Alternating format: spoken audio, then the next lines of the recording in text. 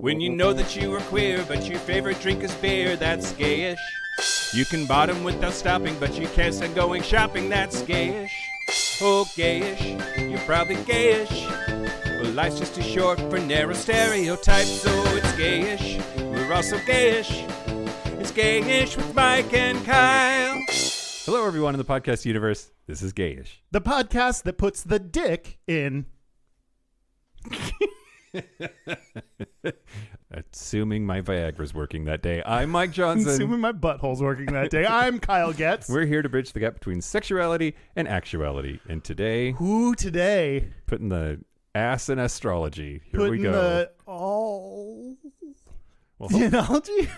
I don't know. Well, and hopefully people don't put the troll in astrology because we fuck shit up. But we'll put the E in astrology.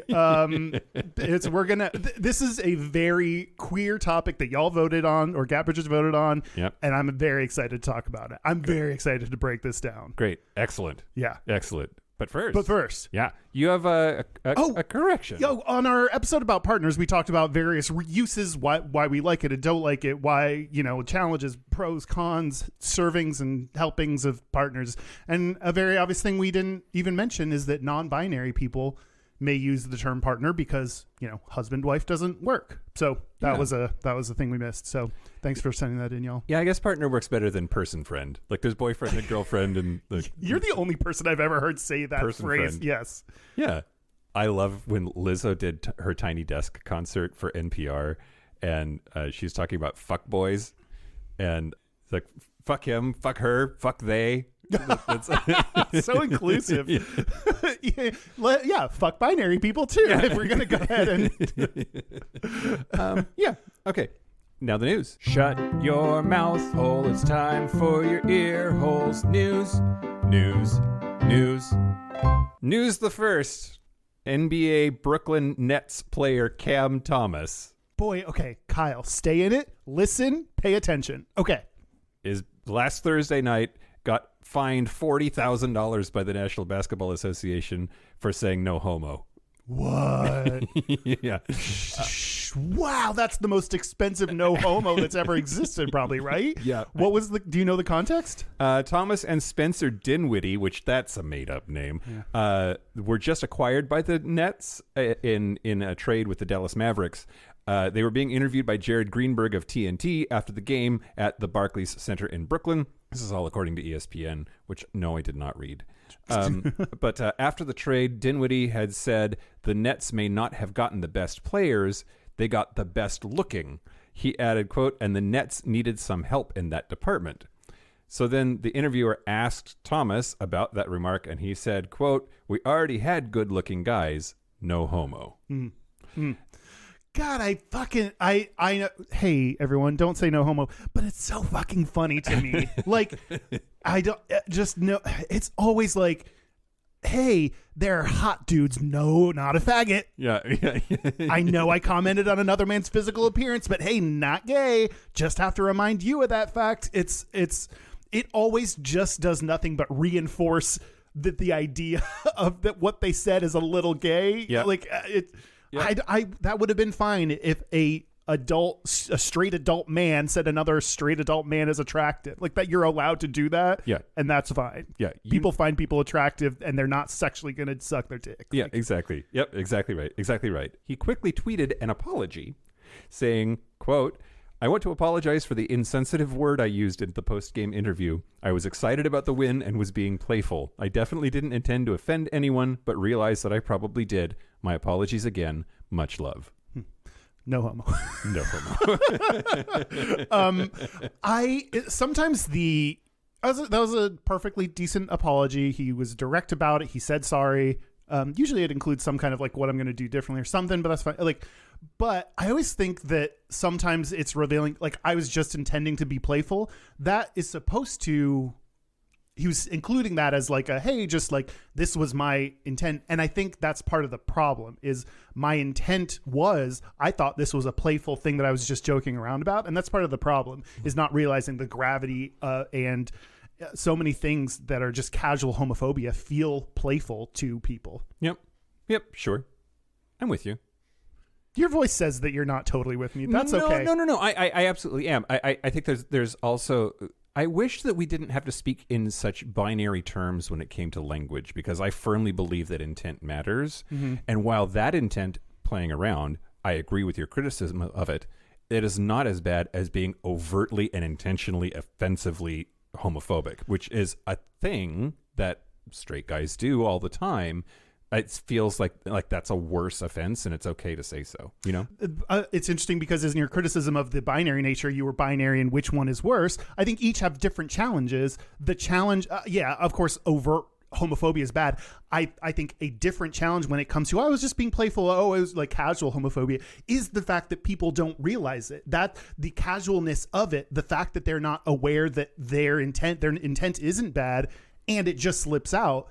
That's a different challenge that we need to address, that people need to realize and understand and wake up to. Those things do have impact, and you need to know that. And it's less obvious. It's less in your face. It's less, we can easily write this off as horrible, you know? Yeah. And I think that's just a different challenge that comes along with it. I appreciate that pushback.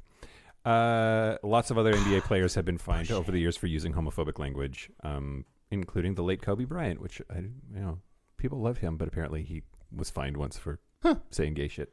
$40,000 though. Even I'm like, is that? I guess high fines for people that make high income. I like that. Yeah.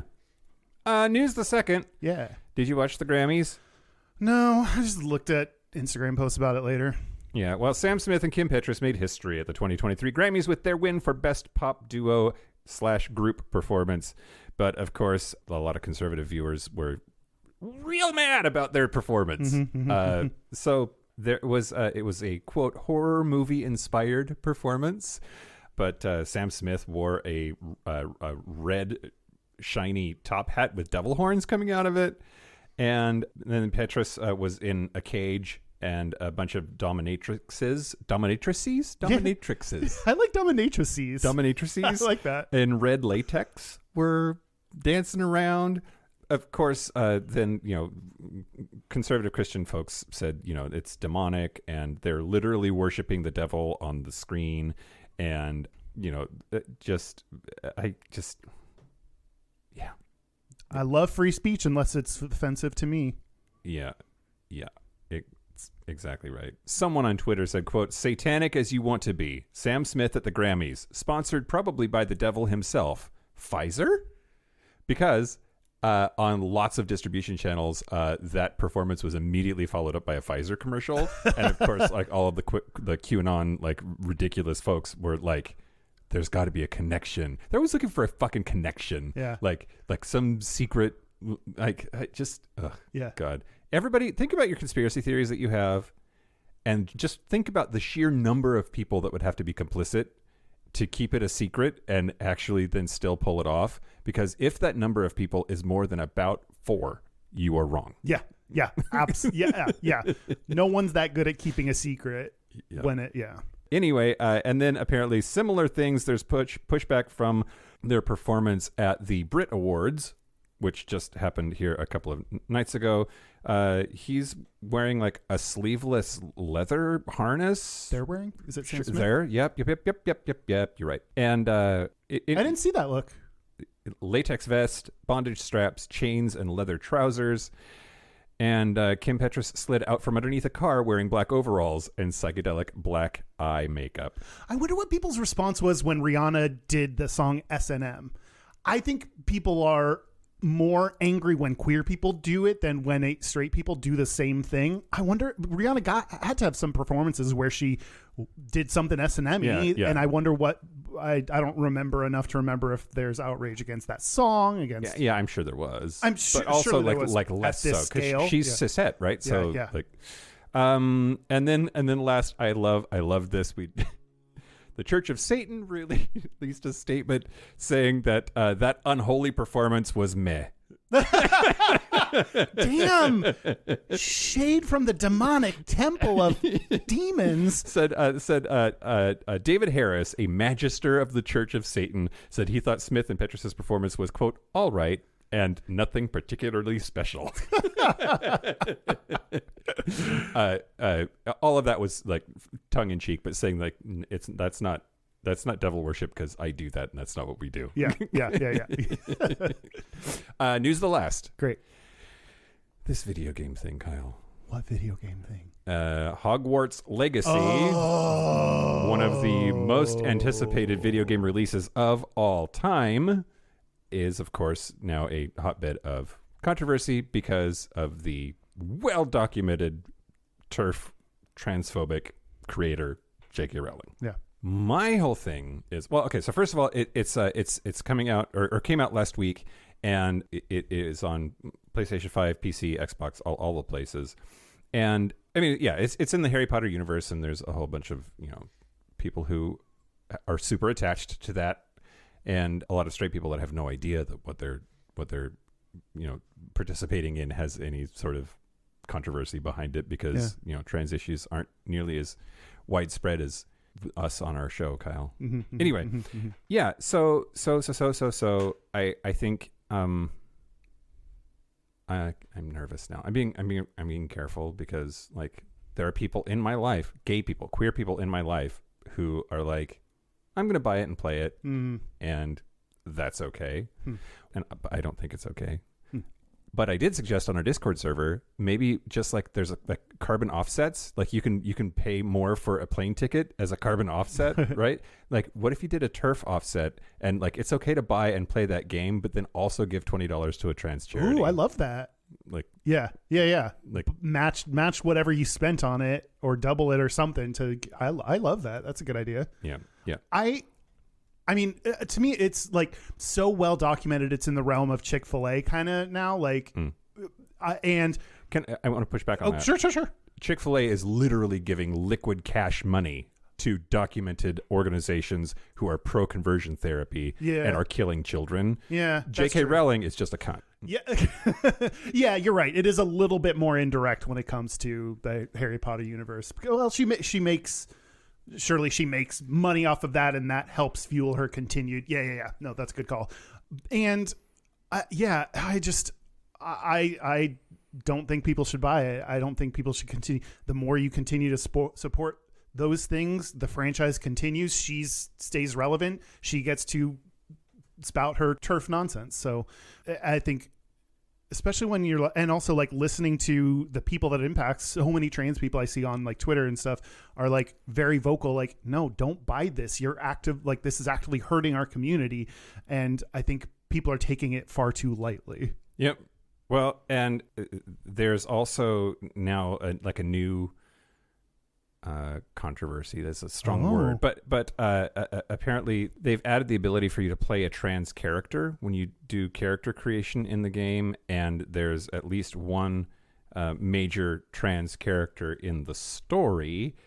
Unfortunately, her name is Sir Rona, and people are making fun of that.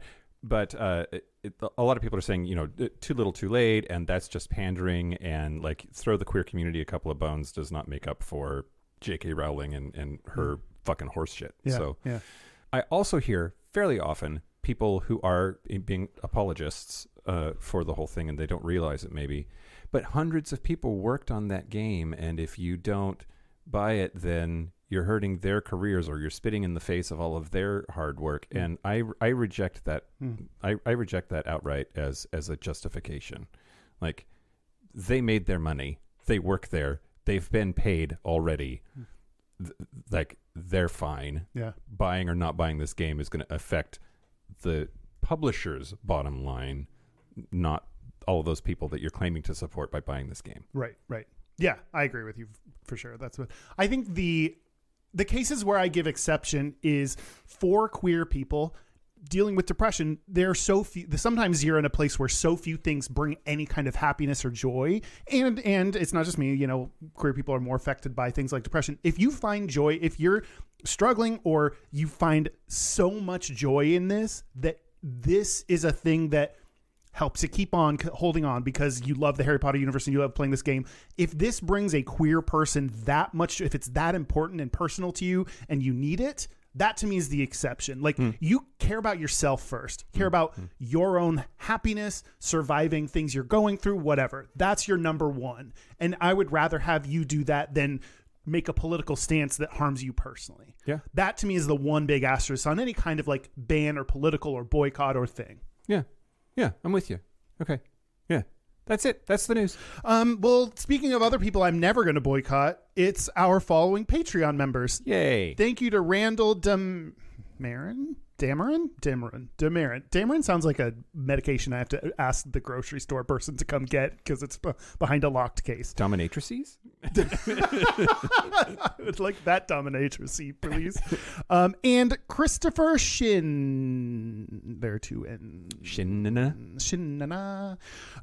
Thank you so much. If you want bonus episodes content to join Patreon happy hours to support us, you can do that at patreon.com/Gayish podcast. This episode was voted on by our Gap Bridgers, our highest tier, and the second episode, the bonus episode for this month is going to be chocolate, which overwhelmingly that was the second choice for people. So if you want to hear us talk about chocolate, that's the bonus episode this month. Yeah. Also, we're so close to having like enough money to do a tour. Yeah. Please join. Beep, beep, beep. Do it. Do you want to talk about astrology? Let's talk about astrology. Talk and call it First- astrology. That's a deep Britney Spears cut. Okay. Okay. I'm going to talk about the history of astrology, but first I would just want to know, how do you feel about astrology, Kyle? Boy, this is going to be this is the challenge of this episode, right? This is the whole challenge of us doing this episode. Yeah. Look, it's not real and you're stupid, but I love you. That's the premise. In this paper, I will explain to you why you're both stupid and I care about you. It's very queer. Particularly you think of lesbians when you think of astrology, but also it's a very queer thing. Yeah. I have some gate I'll get to later to tell you how queer, but Okay. it's just, to me, it's very interesting because to me it falls under the category of religion, a thing people have invented to help themselves. Yeah. We have not yet weaponized astrology against, entire swaths of human beings that I know of. Yeah, obviously not the same, but but at least in theory, that's the category this goes under is religion. Yep. So that's why I'm like, I don't know, but it's weird because my more liberal friends, my less religious friends are also the ones that care about this shit and crystals and, witchy stuff. So it's just to me it's like a weird, interesting dynamic that I don't understand why different groups of people are into different things. Yep, I'm with you. So that's where I'm at. What about you? Yeah. So, I mean, I think, me being me, I want to make sure that when we're talking about astrology, that we're crystal clear about what we're talking about, and by extension, what we're not talking about. Like you mentioned a lot of like crystal stuff and like spells and witchy things. That is not astrology, at least as much as and it's the same people that like astrology also are into these other things. Right. It's in this cluster of shit that tends to go together. Right. Mm-hmm. Also like yoga for some like it's in that like zone. But yeah, astrology specifically, it comes from the Latin word astrologia, which is from the Greek astron, which means star, and logia, meaning study of or writing about. So it's the study of the stars. Logia is a cool name. That should be like a cool yeah. Logia.com. Oh. Logia.org. Find your next astrology match. Okay, so it's the study of the movement of the stars, and planets move differently than stars, so that's how the planets get involved in astrology. And it's important to note that every single human culture in the history of humanity has had some kind of fascination or attention or paid like credence to what's happening in their observations of the stars. And a lot of that is especially due to agriculture, but even pre-agricultural societies did. But a lot of it is related to, like, you can tell what time of year it is by looking up and seeing the stars and utilizing the calendar. Yeah. Fun fact, you can also tell what time of day it is to see if you see stars or not. Yeah. Is it night? Is it nighttime? Maybe. You kind of skipped over. You're defining it maybe still, so you can get back to this, but you kind of skipped over your opinions of it. Here's where I'm going with this. First, I'm fascinated by it. I love me some systems. I love me some like arcane, like it has to be done properly. Like my engineering brain is really attracted to a lot of this stuff because there is there is consistent physical truth that can be looked at on an astrological chart, right? Like so much of it really is, it's not just like I came up with a bunch of random shit. The random shit is in the meaning that's ascribed to it, but it really does carefully track like where shit is in the sky and where it's going and how it gets there. And it's predictive. We know because of all of this stuff, like you'll be able to see Venus in the south on November 8th or whatever. Like that's real and true. Yeah. Mercury really does go into retrograde. Yeah, exactly. It does. It doesn't make your laptop stop working, but and also, I think some of it is real in as much as different things happen at different times of the year, and there is an impact, right? Like kids that are born in whatever month are measurably better at hockey, right? Like there are some subtle, not slam dunks, but there are some things that are impacted by the time of year that you are born.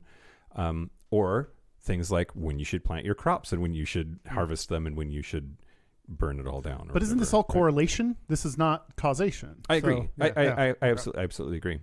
Well, no, it is causation for like the hockey thing, because they just get it's about how old they are when they start. In the league. Had they been born at a like the cause of that difference in ability is the month that you were born. Right. Not the stars though. That's right. Sure.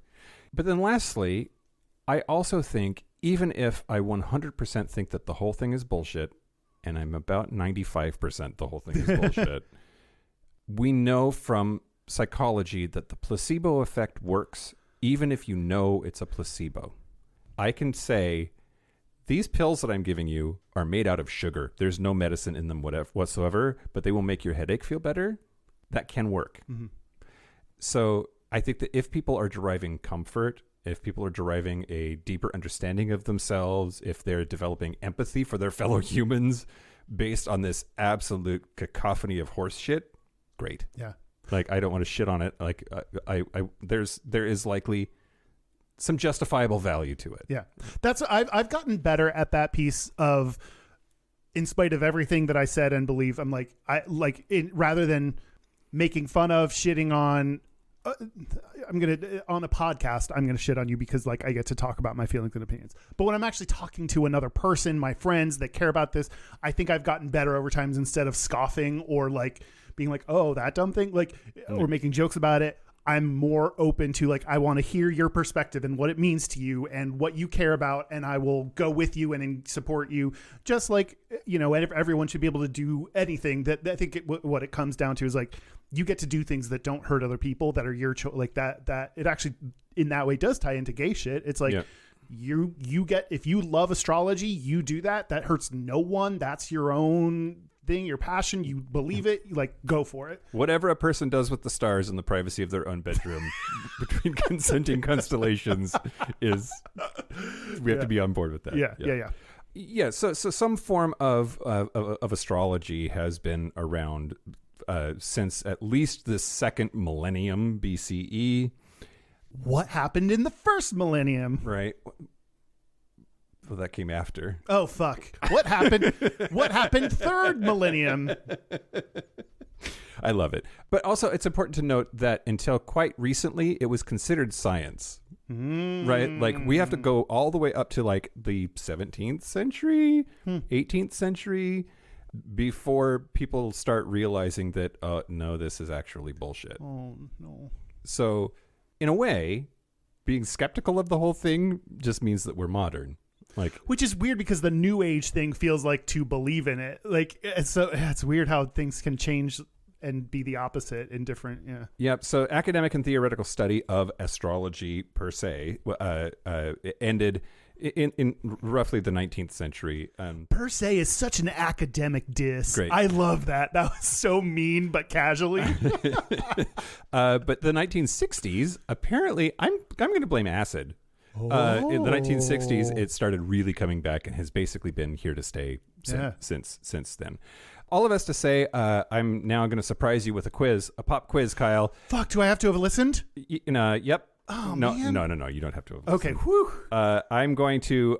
What I want you to do is do the thing where you just like the first thing that comes to your mind is what I want you to yell out. Okay. Okay. I'm going to say a sign. You tell me what it is. Bros. Wait. Are we playing it? No. Aries. Me. Yes. I'm that. I'm that. Aries, That's me. It's Aries the Kyle. Okay. Taurus.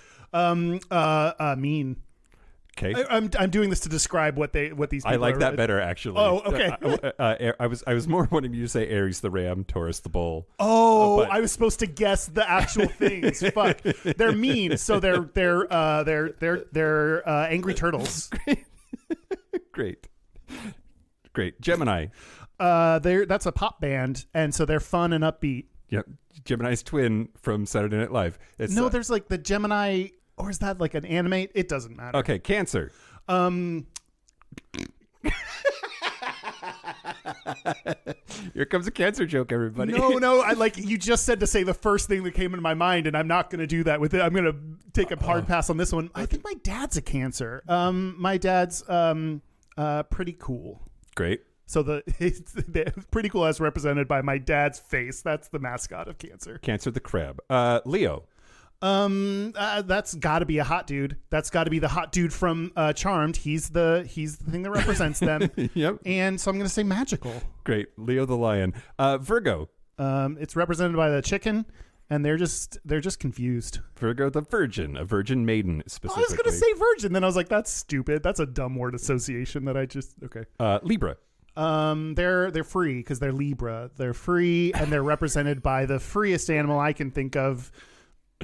Butterflies. Great. The scales. They are a set of scales. Scorpio. Scorpion. Got one right. Okay. Yeah. No, and that and unlike what you think of as scorpions, they're sweet. Yeah, we're water signs, which is weird. Sagittarius. Sagittarius, more like Dumbass. They're represented by a pile of poop. A centaur or archer. It says either shooting a bow and arrow. It's either a centaur or a human shooting a bow and arrow. I guess whenever I see the upper half of someone, you never like all those paintings of like the upper half. You don't know if they're a centaur down below. You don't know what kind of horse dick is happening below the frame. Capricorn. Capricorn. They're represented by a sugar cube, and they are forgetful. Mountain goats. Yeah. Mountain goats, I bet, like sugar cubes. Or sea goats. The Babylonians thought that it was a goatfish. Aquarius. Aquamarine. They're represented by the band Aqua, and they're blue. No, that's Eiffel 65. Yeah, it's fine. Okay. Barbie world. I'm a Barbie girl. Yeah. That's Pisces. Pisces. They're interestingly represented by a different, better chicken. Excellent. Although also edible, so maybe I'll give you partial credit for that one. You got 1.3 out of 12 correct. That's about on par as what I would think I would do. Okay. And I pass some judgment on people, which is what astrology is all about. That's absolutely true. 100%. So, that's all of the signs and what they are. But that goes back to at least Babylonian times. The same constellations that are in the sky were associated with the same times of year and had roughly the same meaning. Some exceptions. Aries in Babylonian times wasn't the ram, but was like a farm worker. Since Aries is me, I don't care about either ram. Well, ram my ass. That's fun. Okay, I like the current one better then. Cancer the crab was actually was a crayfish, which close enough. I see why that morphed over time. Like they're basically the same thing. And let's see, Sagittarius was a soldier, not an archer or a centaur. I already mentioned Capricorn was a goatfish in Babylonian times. Aquarius was a pitcher. Pitcher? Pitcher, like a pitcher of water. Huh. And that's boring. But yeah, most of them, if I didn't mention it, it's been the same since Babylonian times. And I just think that's interesting. That doesn't necessarily lend any credence to the fuckitude, but I mean, this is one of those things where just because it has existed a long time, we talk about this on traditions, like it doesn't mean it's good. Yeah, doesn't mean it's good, doesn't mean it's right, doesn't mean there's more value than in new things. That's one of these fallacies that we think of, like, just because it's old doesn't mean it's good. Yep, absolutely. Yeah. Yep. Anyway, sorry, Joe Biden. that's my history-ish of astrology. You want to talk about lesbians? A little bit. Why don't we? I mean, we mentioned it. I'm an Aries. I wrote down you're a Scorpio. Scorpio. Okay. Yeah. Do you? Yeah, maybe we'll talk about our own. Well, do you? Gayish, the show Gayish, is also an Aries. Oh my God, that's right, because it's right about my birthday that we started it. Yep. Do you? We're going to talk a little bit more about our signs like later in the episode, and more on Patreon too. We're going to actually like read some of our signs. So okay, do you relate to? I've had Scorpios are supposed to be horny freaks, and I like that. I wish I had more Scorpio energy in my life. You want a little Scorpio in you? Yes. And I'm like a triple Scorpio or a double Scorpio or some shit. Like I'd have to look that part up. I might be lying to you, but I did I'm an Aries. Did you look up your rising or your moon sign? No, I can do that while we're sitting here because you're going to talk about you don't. No, this is my part now. My rising sign is Leo. My moon sign is Aries. That probably means something, that my moon sign is the same as my my zodiac sign. But I never relate to whenever I do read like an Aries horoscope. It's always Aries descriptions of them are always like they're assertive and demanding and don't get in their way or they'll go off on you, like all this stuff that I'm like, I don't connect with those. Yeah. And I'm sure, okay, this is also actually, it has a name. I'm sure it has a name. There's this psychological phenomenon of doubling and tripling down on shit, and astrology is really good at it. Just the more complicated and complex and arcane the system is, the easier it is to say, oh, that's just because you don't understand it well enough, right? Like it's not that all of our typifications of Aries are wrong. It's that you need to look deeper into the chart to uncover this. The presumption is that it's right. Yeah. You just need to figure out why you're wrong. Yeah. Which is easier to say someone like me who comes in not knowing much than people that are like really into it would be like, oh, you just don't understand what Aries really means, or there's a part of you that Yep. Sun sign Scorpio. Moon sign, I don't know what that is. Moon in Taurus. Rising, that's the other one. I don't even know what that is. That on here? Oh, Venus. Scorpio rising. People at home that care about astrology, there you go. You can analyze us. Yeah. Oh wait, do you relate? No, okay, yeah. We both don't really relate to our types. Yeah, a lot of like Scorpio stuff, I think. There's always the horny thing. Like everybody's like, "Oh, Scorpios, they're hot in bed." I'm like, "Oh, girl." Like, I mean, if that gets you laid, maybe use it. Like embracing the daddy thing. Maybe you need to embrace your Scorpio, Mike. Yeah, Scorpio daddy. Scorpio daddy. T-shirt idea. Yeah. I almost just typed in symptoms of Scorpio. If your dick is erect for more than 4 hours, you might be a Scorpio. Talk to your doctor if medication is right for you. Scorpios are strong, enigmatic, independent characters who crackle with an intensity and charisma that makes them unignorable. For all of that power, though, they often remain unknowable to others because they guard themselves and their private lives fiercely. He said on the podcast. Yeah, the podcast about him where he's exposed most to everything. Yeah. Okay, let's get into the Gata. Gata, yeah. We're going to start broad. Pew Research. Great. Pew, pew, pew. Love it. Keep doing that every time. It's fun. In 2009, 25% of adults said they believe in astrology. Okay. In 2017, that went up to 30%. Great. Of adults say they believe in astrology. So there definitely is. Also, people have consistently been less and less religious every year. And you said that your less religious friends are more likely to be into this shit. Yes. Like, is it supplanting? Yeah, there were a lot. I also read a bunch of like just, pop kind of culture articles that are about this, and a lot of them were around 2017, 2019, and they mentioned like people are less religious, which is interesting that this is growing. Then millennials, they talked about us millennials, we always fuck everything up, and it's like, and they're more gay and believing more in this, so that there's like weird kind of connection. So if you feel like you've been here, I feel like I've been hearing more about astrology of like in the past several years, and that's more like 5-10 years ago, I wouldn't have connected astrology with queerness, but that has become very connected to me. And I think that is truly a recent phenomenon. Do you agree? I have a story about that later. Oh, okay. I'll tell you later. Okay. In 2005, now we'll get into difference in genders. In 2005, there was a Gallup poll that asked people about paranormal beliefs and other like these kind of things. And in the U.S., at least, they separated out the difference between men and women. Sorry, non-binary people, no fucking idea because Gallup didn't know you existed in 2005.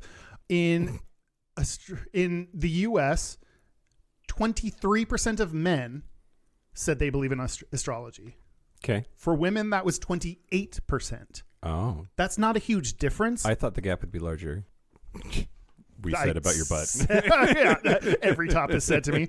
I agree. And it's not, it's about a quarter each. Like, it is not the pervasive belief of women or anything. Yeah. So yeah, those numbers I was surprised at. And yeah, especially the gender gap was not as big as I thought. Well, and the whole thing that we've talked about several times of like a lot of gay stuff is actually feminine stuff that gets like, you know, by the commutative property of misogyny ends up being what we say about gay people, and like maybe that's not the case here. I think it still is. So in Canada and the UK, the gender gap is larger. Men 70% believe in it versus women 33% believe in it in Canada. Okay. In Great Britain, 14% of men believe in it versus 30% of women. So there are larger gender gaps in other countries. Yeah. Yeah. So yeah, British guys don't believe anything. They barely believe in themselves. Am I British? Okay.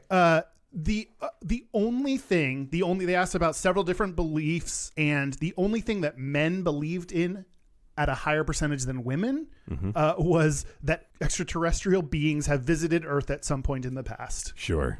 Great. That was the only question where men had stronger belief, which is like, why is astrology more women and aliens visiting Earth is a man thing? Because science fiction is like white straight bro marketed, and it's so toxic too. Yeah. But like I definitely think that like sci-fi is created for and marketed to mostly dudes. Yeah. And yeah. I guarantee that people that are into sci-fi are more likely to think about and therefore believe in extraterrestrials. Yeah.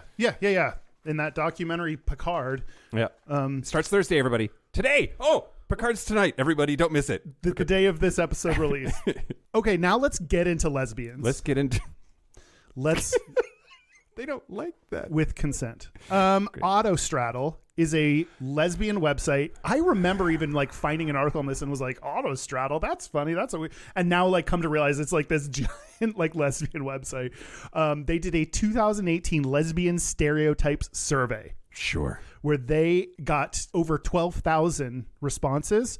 The breakdown, even though it's like lesbian women focused, 75% of those responses were cis lesbians. The rest were trans and queer women and trans and queer people, but heavy on lesbians. 41% were lesbians. The rest were queer, bi, or pan. And for the question, do you believe in astrology? And the way that this is phrased as was the other question in Pew Pew. Do you believe in astrology that the positions of stars and planets can affect people's lives? That is specifically what they're asking about astrology. What percentage said yes, they believe in it, Mike? 60. 28%. Oh, I'm disappointed now. I'm very happy because for once in our fucking careers, you said what I wanted you to, and it was wrong, and I got to say the right thing. Great. I'm so proud of you. Podcast over. It finally worked, Mike. Where I thought you were going to go before you decided to be mean to me was that it's a stereotype of lesbians that's not true. Yes. Yeah. Oh, yeah. Yes. I'm getting there. I had to be mean to you before we could get to that point. It's the bridge on the road to the actual discussion. Sure. Yes, it is. It's not the case that a majority or even like close to half believe in this. Yeah. It is not what you'd expect. Sort of in line with cishet women, right? Yes. Like, it's and they did the comparison between some of the other like national studies of like their data versus other data. So, obviously comparing two different, but they phrased it in the exact same way of the question to try to eliminate. So anyway, the biggest difference, it was very close to, in terms of people that believed it was very close in their survey, in the Autostraddle lesbian stereotype survey, the percentage of people that said, I don't know is 20%. And for The other studies, they said 4%. So that was the biggest difference, that there's far more people that say, I don't know. Astrology agnostic. Astrology agnostic. Yeah. Interesting. Although I'm sure Sarah Ray will tell me that that's not what agnostic means. Yeah. And then 52% of people said no, they don't believe in it. And then the headline of the article, the Autostraddle article, pointed out that 28%, even though 28% believe in it, 50% of their readers look at their charts. So more people look at their charts than believe in it. So they themselves on their website has an astrology section. So that could play into their readers are more likely maybe to look at their own like Autostraddle's horoscopes or something. So, but yeah. You keep saying straddle and It's and Autostraddle means straddle yourself. Yeah, straddle myself. I straddle myself. I straddle myself. But yes, this is very much, this is what we assume that all lesbians are into astrology. And I think we talk about it louder than is true. We blow up that there is some truth to it. Some people believe in it and it's important, but we blow it up into this much bigger thing that is not the case. Yeah. Interesting. Yeah. I think I will maybe on the Patreon segment talk a little bit more about fun tidbits about like what percentage. Oh, the one that I will mention here, the belief in astrology by sexual orientation. It was about overall 28% of lesbians, specifically lesbians, said they believed in astrology. The most likely to believe in astrology were 38% of those who identified as sexually fluid. Believed in astrology. So that was the highest of all the possible orientations. That one was the highest. Interesting. Yeah. I wonder what that says. Like I don't know. Yeah. It's hard to do it's hard to say what that says without then stereotyping a big group of people. Yeah. You know, I don't know. It's weird. Anyway, so that's the truth behind astrology. Huh. End of episode. I mean, it kind of does break the assumptions, right? Yeah. Yeah. We got one, Kyle. We busted one. Well, this is one that it like seems very like. Okay, fine.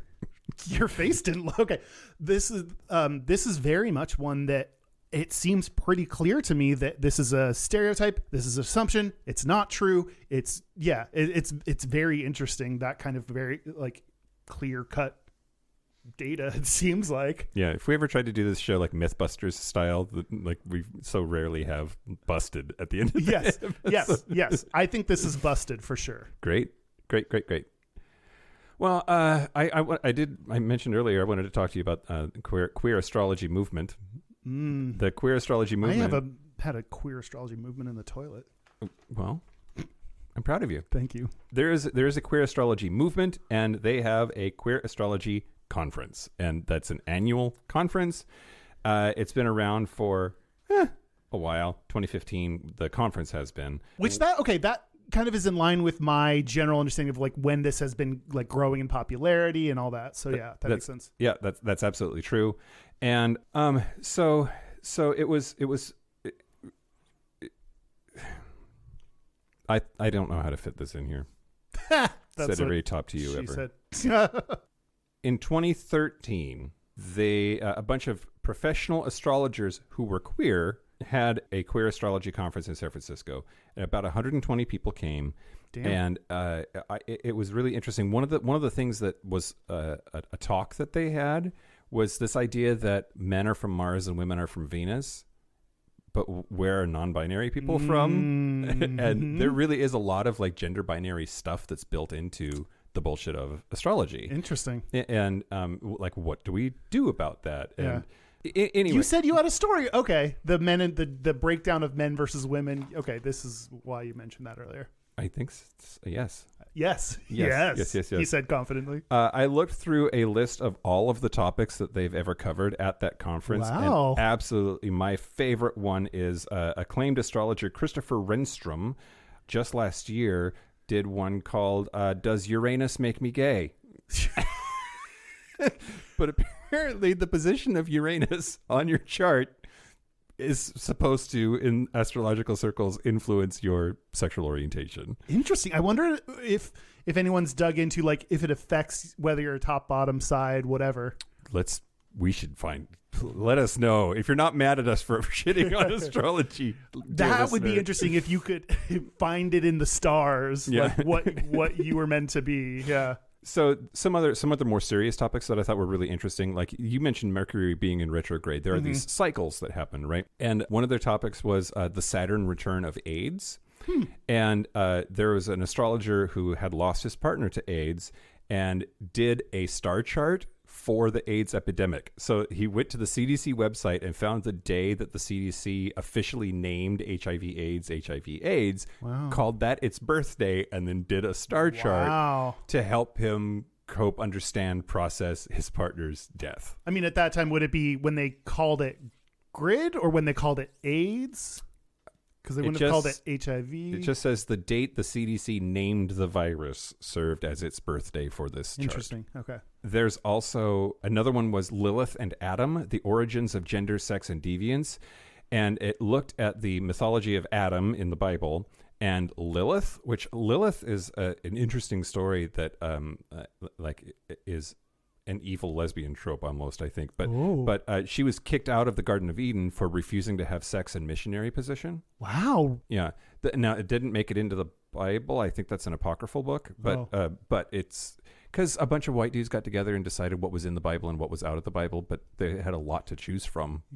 We can't teach women that they don't have to do missionary. Exactly right. Exactly right. But is that where the fair came from? Is that where Lilith Fair came from? Yes. Damn. Yeah. Women that ain't going to put up with your shit. I love that. Yeah. Angry women, angry lesbians that got kicked out of the Garden of Eden. Yeah. That's Alanis Morissette right there. Yeah. And ecosexuality, liberating the Venus within Pluto. What the okay. Which was meant to serve as an entryway to awakening the astrological archetypes in a radically intimate cosmology, which recognizes the centrality of relationship to our being. Oh, now I see. None of that made any sense whatsoever. But someone out there is fucking loving this shit. I wonder how, like, I just had on my paper somewhere, like, Gemini season. I had wrote nothing about that, but I was like, at some point I need to mention Gemini season, and someone's gonna fucking love that. Absolutely. or maybe they'll hate it because they're like, you have no idea what that is. You can look up Queer Astrology. They have a Facebook page. There's queerastrology.com, and find all of their events. They're doing a lot of stuff on Zoom. They do plan on returning to in-person get-togethers. And it's really cool that there is a group that's dedicated to just embracing the queerness of all of this and talking about these issues and using that lens for queer content. So I thought it was really, really interesting. This is the like one of those weird things where while I don't personally believe in it, if like it is a thing that exists and people care about. So if given that's the case, I want there to be a queer lens on it. I want someone to question where our which planet are non-binary people from. Like I want people to be doing this. So I'm glad I'm both going to make fun of it a little bit here, but also I'm really glad that organization exists and is doing that and making sure queer people get represented everywhere. Yep, absolutely. And while I'm here, I will also talk about legitimately there's a organization / event planner. I don't know. I don't understand. Okay.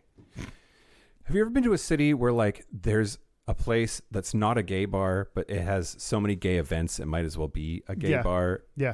Have you ever been to a party that goes to different places and the party has an identity? No, like a beer crawl? Like a circuit party, I guess. Oh. That's like a similar thing, right? Like the venue. It's not about the venue. It's about like, this is the thing. Yeah.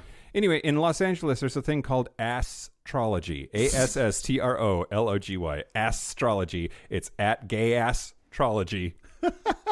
That's fun. But they have all kinds of events. But one of the things that they do on a monthly basis is they have a themed dance event around whatever the current zodiological sign is. So they are having a Pisces party on March 3rd. They just had an Aquarius party for February. And the pictures are great. I don't know if this is true, but just based on the pictures, it looked to me to be a more diverse crowd than just blonde white twinks, which is what I expect out of Los Angeles. It looked actually to be a fairly diverse crowd. I thought that was really hilarious. Yeah. So yeah. check out Astrology, y'all in LA, and let me know. I have just been going back through and listening to all the live episodes of My Brother and Me, the podcast, and in one, someone... That's what we should call the episode with my brothers. My brother, and me. That's a really good idea, actually. But one of the questions, or it came up, like someone said that whenever they ask someone sign, whenever someone says their sign, I forget what exactly, but their action was something like, "Oh no, oh no," which I think that's hilarious, and I'm gonna start doing. Oh, yeah, like just do some like pretend like you, knowing response to it. Okay, what I want to get into is what my question is, especially because I don't personally care or understand. I get why. I pulled from articles as I was reading why some of the explanations of why people are into this. Okay. So, every article says something a little bit different, and I just pulled the ones that I thought were most interesting to me. So first, in New Now Next, Lindsay Faust, who is, this is not me, this is the article. Lindsay Faust, a lesbian. Okay. That's all she was credited Known as. lesbian. Known lesbian, Lindsay Faust, who has no other qualities that are important, at least for this article, I guess, said, quote, "It's an assumed common ground. I went to a queer function and was asked my sign within 15 minutes. Okay. Yeah. So I think there is very much something to this as a lesbian said. Like, I think there is something to, even though we talked about a higher percentage of people don't believe than do, but it's become so associated, especially with lesbians, that you probably got to know at least your sign or have a little bit to, if you want to make conversation. Yep, absolutely. It's kind of like Drag Race for the gays. Like, when that conversation comes up, I have nothing to add. Or I could be like, "Hey, did you know Jinx Monsoon was on our show?" And like that seems important to people. Like, but I don't have anything to add. When it comes to drag queens, when people start throwing around some random ass name and everybody is like smiling and nodding and excited, it must be a drag queen. Like every time, I'm pretty sure. Yeah, like it's kind of like a kind of punny name that's like, Or straight people will talk to me about Drag Race sometime, and I'll be like, I don't know. Like, sorry, I have nothing to like. I have to inform them. So that's an interesting part of why someone may, that 25% that doesn't believe but still looks at their charts. Like, maybe that's for conversation in queer spaces or something. Sure. Yeah. Spaces. Spaces. Find us on Spaces. We have one of the biggest groups on Spaces. Yeah. Get in it. Get on it. And then go. Quoted in an article I read was the UK editor of a women's site, Broadly. That's the name of the site, Broadly. Get it? UK editor Zing Singh said, quote, "My personal belief is that people tend to turn to mysticism, spirituality, and the occult in uncertain times. And I feel that young people, absolutely, especially, are living in one of the most uncertain times ever, at least in my living memory. There's an increasing willingness to question the arranged order, break out of predefined social norms, and look for answers elsewhere." Yep. Yeah, I totally get that. Like, that totally makes sense. I think that there's some part of like human existence wants to believe that everything happens for a reason, that there's meaning, that there is cause, that there is some system, some structure, some prime mover, and in the absence of that, we will find it. Yeah. And this is a perfect way to get that kind of warm blanket control structure in your life to make you feel like the fact that you're a loser makes sense. I don't know. Damn.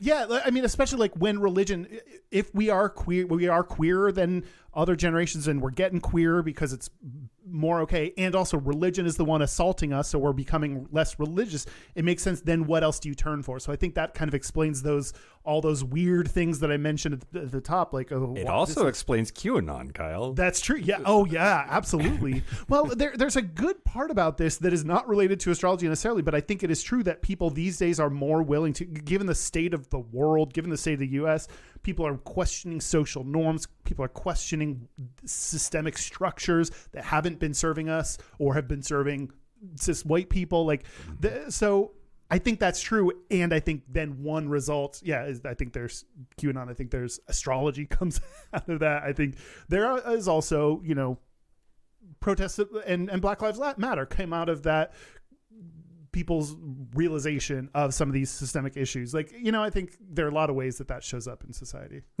Yeah, absolutely. Another one in After Ellen, an article by Ariel Susan, was, quote, the lesbian appeal to astrology also stems from the experience with lesbian drama. I didn't say that I wouldn't say this, but a lesbian said it. So I think it's fine.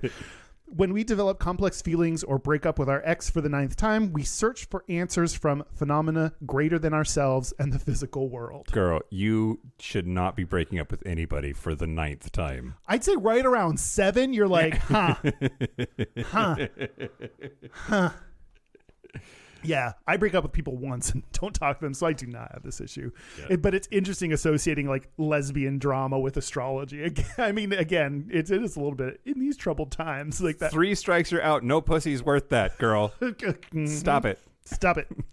In a article on The Guardian, in an interview, this writer talked about doing an interview with a young rapper, a man in his early 20s, and he mentioned, I guess I'm a Cancer as well. I try to be tough on the outside, but inside I'm soft as shit. Which that made me, I think, in the article pointed out, I think astrology can be a way for maybe even some men to be able to discuss things like, in the article, like, oh, we got to a deeper emotional place and could kind of use astrology as the venue to do that, to have that discussion. Yeah. Huh. Last thing, also back on the After Ellen article, quote, lesbians find solace in astrology in order to avoid loneliness. The process of finding others like yourself astrologically mirrors the experience of discovering that other lesbians exist in the world. Oh. Wait, so like lesbian bars are disappearing because they're all looking at their charts? They're so busy studying them charts night after night. It's interesting, like finding someone that cares about astrology can mirror the idea of discovering yourself, discovering a community. Like, I don't know, there's got to be some, it mentions, like, guess back to the original, like finding common ground for people, discovering any kind of common ground and shared interest is helpful. Yeah.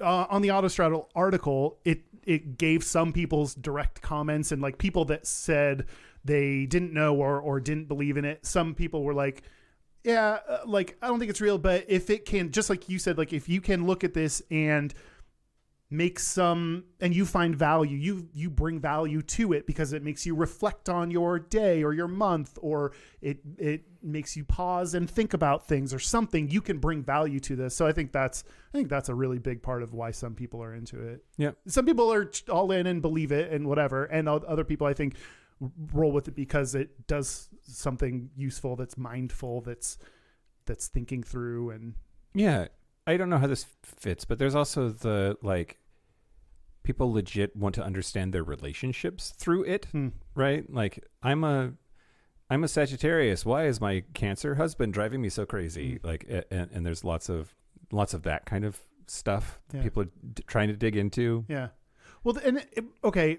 We talked about, like, if things don't, as long as it doesn't harm other people, as long as there's, like, is there some kind of negative potential for this to be used in, like, this may show up and I'll just like, oh, it's our signs, rather than having a discussion with why your husband is pissing you off. Like, yeah, absolutely. Or does it block you from relationships because you're like, oh no, you're a Sagittarius. I don't fuck with Sagittarii. Right. Well, yeah.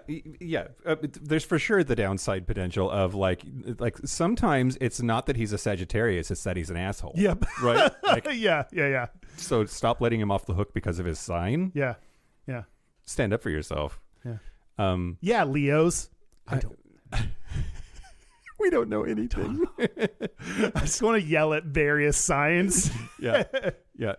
Capricorn. I just said one. Okay. That was a good bit. Great. I like that bit. But yeah, and then there is exactly what you said. The corollary of that also of like, I have to be with a fill in the blank. Yeah. I have to be with a Leo. Yeah. And then letting really good, potentially awesome people pass you by because they don't fit what you think it has to be because of this bullshit. Yeah. And now I'm thinking, like, on the other side, I saw articles mention, like, some people on, like, dating apps will put their sign or whatever, and maybe that, like, then can just spark a conversation. Like, maybe that is like let's have something to talk about. Let's give him something to talk about. I turned my phone off because I'm a good podcaster. I was going to check and see if my sign is on my dating profile. Oh, wait, you're not. It's possible that you put your sign on your profile. I mean, Tinder makes it easy, right? Tinder is like asks you a bunch of questions, and I think it asked, and I think I put mine on there. Interesting. I wonder if it said what is my sign. I think I'd say I hated that movie. Oh, I'd put something dumb. Like it's none of your goddamn business, Tinder. Yeah. Or I could say ask me and then try to spark conversation. Ooh. And then when someone asked me, I'd be like, we're not a match. It'd just be a venue for me to be mean to people. That's all I have to talk about. Oh, great. Okay. So I'm going to talk about Chinese astrology on the Patreon segment. Okay. Which that leaves like all of the white people astrology in the main episode, and we can talk about other kinds of astrology later. So I'll end instead with this hilarious thing I found on stylecaster.com about queer astrology, and it's which queer icon are you according to your sign? Okay. And I won't read all of them, but I will focus on ours. Okay. If you had to guess, which queer icon do you think I am, Kyle? This is where like I just don't even Neil Patrick Harris. I have no fucking idea. Great. Scorpios are Tilda Swinton. Mysterious, entrancing, ever so slightly terrifying. Scorpios are known for their emotional depth and shape-shifting abilities. Does that sound like Tilda or what? Yeah. It keeps going. But she did say, quote, I'm from the same planet as David Bowie, which... That's pretty great. That's why they look like siblings, maybe. Oh. But also she quite recently started identifying as queer. Oh, no way. In 2021, she said it. But then also she kind of said it in that because I'm quirky kind of way. But she did specifically mention sexuality as part of her queer identity. But that was just one part of a bunch of stuff that was really just off the mainstream. She's very androgynous, which is like that's kind of her brand. Yeah. Normally, I think we've talked before when we like last Pride when we talked about the word queer and like culturally queer. It's like, nah, we were both kind of like, Yeah. If Tilda Swinton was like, I'm quirky, I'm calling myself queer, I'd kind of be, and that's the only reason. She's so fucking out there. I might be like, yeah. You get that one. You can go with queer because you're just so fucking weird. Well, also, I wouldn't push back because I find her terrifying. You can say whatever you want to. Please don't eat my soul. Like.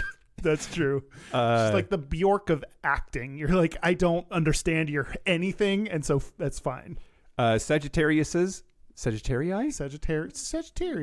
are Miley Cyrus. Oh, okay. Because of her unapologetic form of self-expression. Sure. And fierce queerness. Capricorn is India Moore. Oh, from Pose. Mm-hmm. One of the most influential people in the world, according to Time magazine. Damn. Get it, India. But yeah, this says it took a lot of time and struggle for India Moore to rise to success, but they're here and they ain't going anywhere. Aquarii. Yeah, let's do that for every sun. Pamela Coleman Smith. I have no idea who that is. We're going to spend some time on this one just because. A queer, gender-bending artist and mystic of color, Pamela Coleman Smith was way ahead of her time. Born in 1877, she had a keen eye for the future, as many Aquarians do. Her legacy entails designing and illustrating the classic Rider-Waite-Smith tarot deck, which is I have a copy of it. Really? Nicknamed Pixie, she was a sprightly, creative, free spirit, typical of Aquarius people. An unconventional rebel, she was an avant-garde bohemian and activist who reveled in the weird, otherworldly, and esoteric concepts that normal people just don't usually talk about. Through tarot, Pamela built radical new worlds centered on freedom and creativity. That's a why or a value that we didn't mention. Like in a world where the kind of freedom of expression, the freedom of pursuing what feels right, your interest values. I mean, back to like, especially when it does no harm to anyone. Like that's a good thing. I want to encourage that kind of thing, and I think of that more as like, value, like more liberal, socially liberal kind of values as well. But like that. Those kind of core concepts that then lead someone to astrology or to tarot, like that.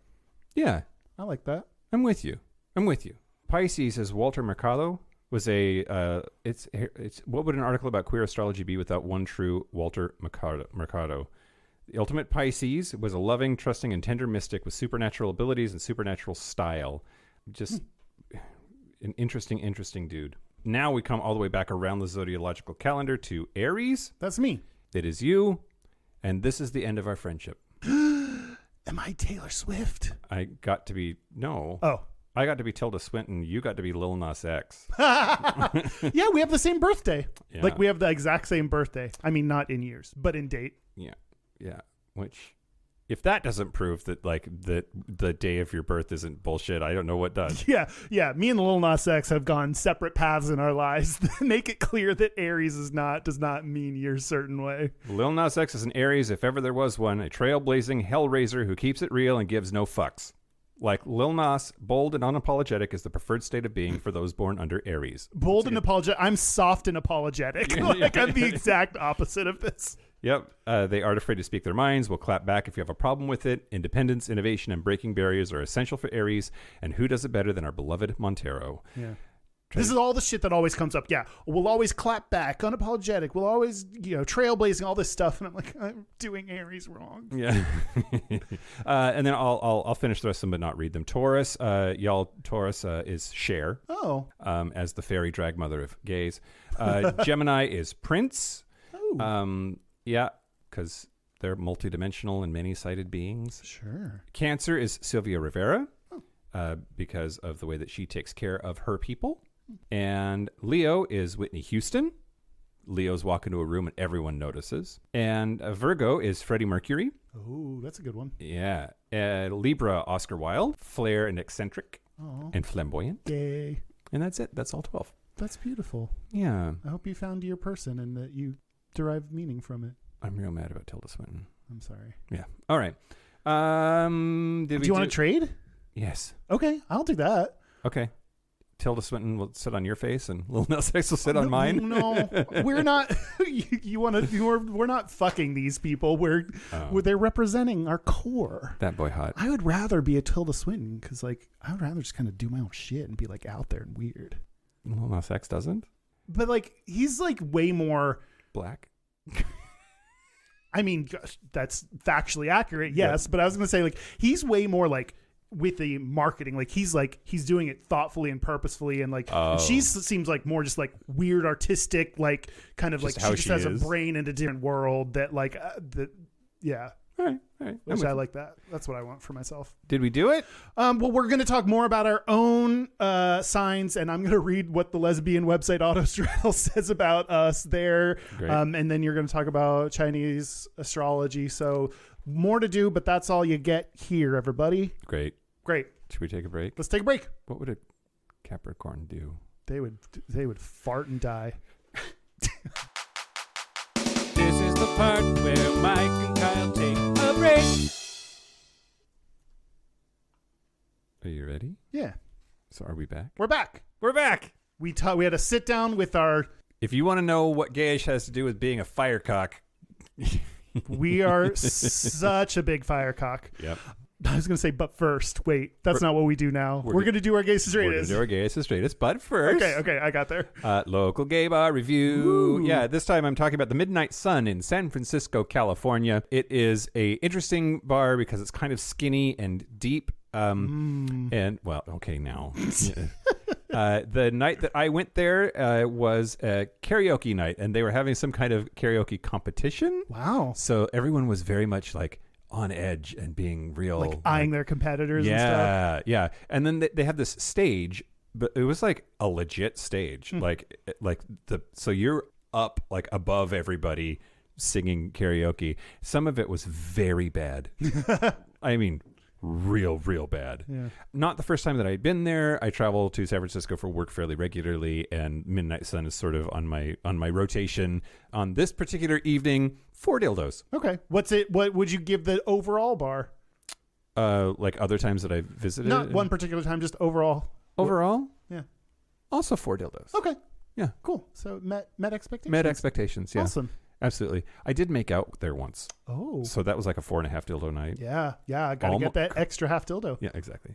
One thing I want to mention is that we are joining. So the Two Bad Tourists who were on our last episode about partners, we are going to record for their podcast. So if you are on Patreon, you are hearing this a day early. If you are listening to this in the morning, so right when it comes out, you still have time. You can join us on February 15th at 10 a.m. Pacific, which is 1 p.m. Eastern. We are chatting with the Two Bad Tourists. Look at our Instagram to find where you can listen live. You can download the app that they use. You can join and listen to us talk to them live. We'll talk more about traveling, about travel stereotypes. They want to ask about sex tourism because we did that recently. We'll talk about all that good stuff. So join us then. Or the episode will come out later as Queer Travel Chat. So probably by the time most people hear this, it'll probably be available maybe. But look out for that. Queer Travel Chat is the name of the podcast, and we will be on it. With any luck, they will have heard me saying that they could fuck me, and we'll do something about it. Oh, boy. I'm going to just leave for that part. Somebody texted the hotline today to say that they were pro-Mike. I mean, there are multiple wrong people in the world, Yeah, so sure. you know. Sure. Is it time for a Gayest or Straightest? No, contact Our website is gayishpodcast.com. Our Instagram, where you can find the details of the live listen, is at Gayish Podcast, or we're also on, Facebook Spaces, Discord, more stuff. Our hotline, you can send us text messages or leave us voicemails or just validate me. It's 585-5-GAYISH. That's 585-542-9474. Standard rate supply. Tell me I'm right. And our email is gayishpodcast@gmail.com. Our physical mailing address, Post Office Box 19882, Seattle, Washington, 98109. Gayest and Straightest. Okay, go for it. My Gayest, because we are recording on the Sunday of Super Bowl. Yes. I have to make it Super Bowl related. Yeah. I found out or realized it was Super Bowl weekend on maybe like Monday, like earlier this week. It was like the Super Bowl. I was like, what the fuck? So I just had no idea. Yeah. My straightest is I also didn't know Rihanna was performing. Oh. Like that's the part that the gays know about is, which gay icon is performing for the Super Bowl halftime show, which we consider the main event. Had no idea. There was like an ad that was like Rihanna's back, and I was like, okay, why? And it was like, and then I was like, oh, Super Bowl. Oh, Yep. So not knowing that is my straightest. Yep. What about you? I'm going to do that thing where it's okay to order the same thing on the menu as somebody else when you go to lunch. Oh, I mean, I was just thinking like Super Bowl has to, like, we have to get a pass on that week. Our Gayest is definitely going to be Super Bowl. Yeah. Well, so my take on it, the straightest was when you and I went and we had like beverages as friends. Yeah. We don't always. But I knew that the Philadelphia Eagles were playing in the Super Bowl. My Gayest is no idea what the other team was, except Rihanna was going to be there. A listener's Gayest and Straightest this time comes to us from our Discord server. And Flax, not to be confused with Dr. Phlox from Enterprise. I'm stalling because I need to pull it up.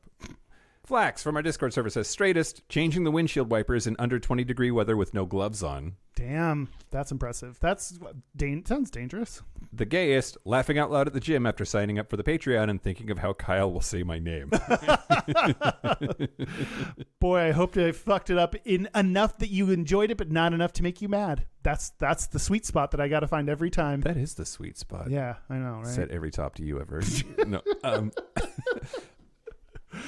That's it. This has been Gayish. Thank you to all the Virgos. And we love you more than ever. Just you. And just you. Well, and the lesbians. And the lesbians. Oh, yes. Sorry. Lesbians, queer women, queer non-binary folks that care a lot about this.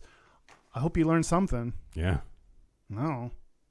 I also want to thank our super gap bridgers, Andrew Bugby, Christopher M., John Crowley, Stephen Porch, Yo Stossel, Harry Shaw, Josh Copeland, Jonathan Montañez, Forrest Nail, Patrick Martin, James Barrow, Steve Douglas, Explosive Lasagna, Michael Cummington, Just Jamie, Kevin Henderson, Thomas B., Dusty Sands, A.E. Coleman, Chris Cacciatorians, and Jerome York. We actually love you more than the Virgos. Don't tell the Virgos. They'll get pissed. My chart says we're done. From the Chris Cacciatorian Studios, I'm Mike Johnson. I'm Kyle Getz. Until next week, be butch, be fabulous, be you. See you later.